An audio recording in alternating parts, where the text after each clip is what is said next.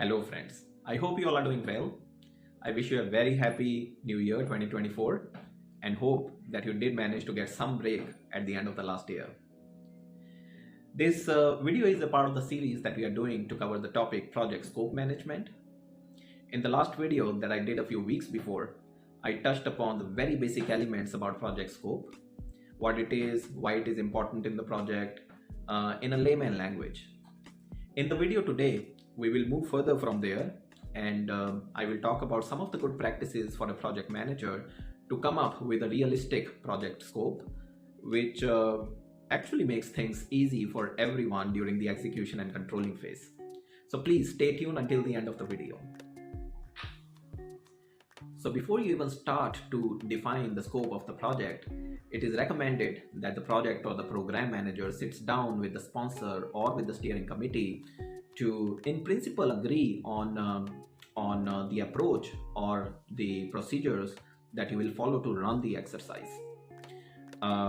Think about the stakeholders that you will engage with to detail out the requirement of the project, the tools that you will use to run this exercise, the prioritization method that you will follow, how you will go about balancing the requirements, some of the controlling procedures, escalation mechanism in case you're not able to resolve the conflicts, and ultimately how the requirements of the project will be signed off. So yes, apply your experience, create a nice presentation with your recommendation on how each of the area should be managed, present it to the steering committee or to the sponsor, and make sure that you have an agreement upfront to avoid surprises or rework later on in the project. With that, you are all set to move ahead and to start collecting the requirements from the stakeholders. To identify the stakeholders, you look at the project charter document. So a charter is a document which includes a high-level scope statement and also contains the objectives of the project. For example, the project could be initiated to construct a bridge, construct a building, move the manufacturing facility of the organization from one location to another, introduce a new software in the company, so on and so forth. So essentially, you look at the project charter to get a sense of what the project is trying to achieve, who are the high-level stakeholders or the stakeholder groups that are to be engaged with, and some of the assumptions that are made on the outset. And also, if it is available, you will also take on board some of the good practices or the lessons learned from the similar projects done in the past. So these are all your inputs. You take them on board and you then start to engage with the stakeholders to understand their expectations, their requirements from the product of the project. Depending upon the size of the stakeholder group, you as a project manager use different methods for this engagement. You could be using one-on-one discussions, brainstorming sessions, group discussions, focus groups, or if the stakeholder group is too wide, then you would send out questionnaires or standard surveys to receive their inputs. So essentially, this is the very first stage. You will receive and document all the inputs, all the expectations that you're receiving from the stakeholders. It could be about the product itself. It could be about what the quality of the product should be, project management practices that the stakeholders expect from you, how the control should be applied, so on and so forth. So no barriers at this stage. You will simply collect and document all the expectations, all the requirements that you're hearing from the stakeholders. And now let me share with you some of the good practices based on my personal experience related to collecting requirements stage of the process. Number one, do not blindly go with the list of the stakeholders in the project charter. A lot of the times this list is not exhaustive. It may be missing some relevant stakeholders. So if you restrict yourself only to the list of the people in the charter, you may miss the opportunity to reach out to all the relevant stakeholders in the organization, and as a result, some of the requirements may be missing from your assessment.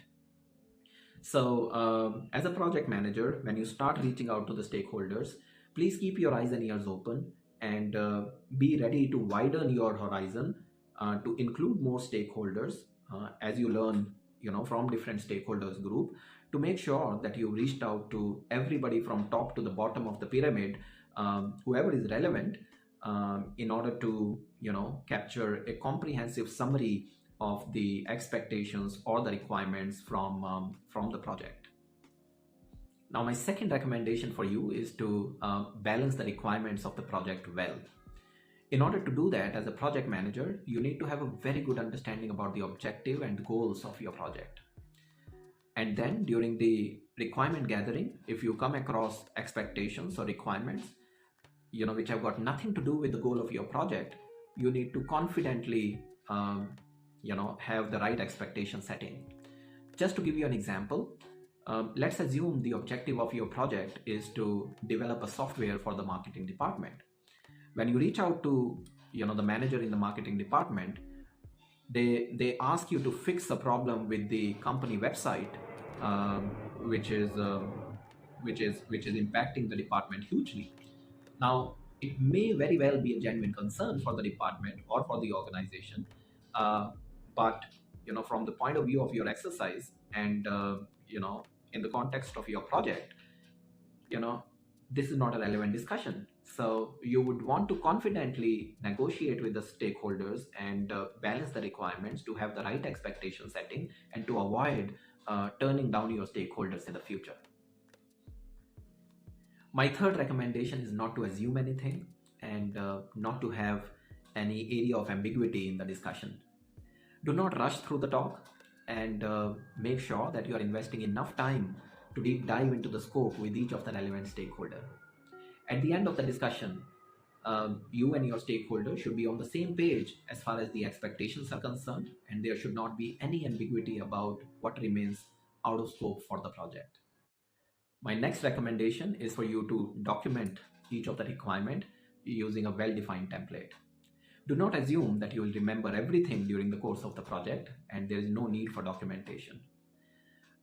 Be realistic in documenting the details in a very clear manner, and send a summary along with the template attached to the stakeholder after the meeting, so that there is clear alignment and there is no scope of surprises later on.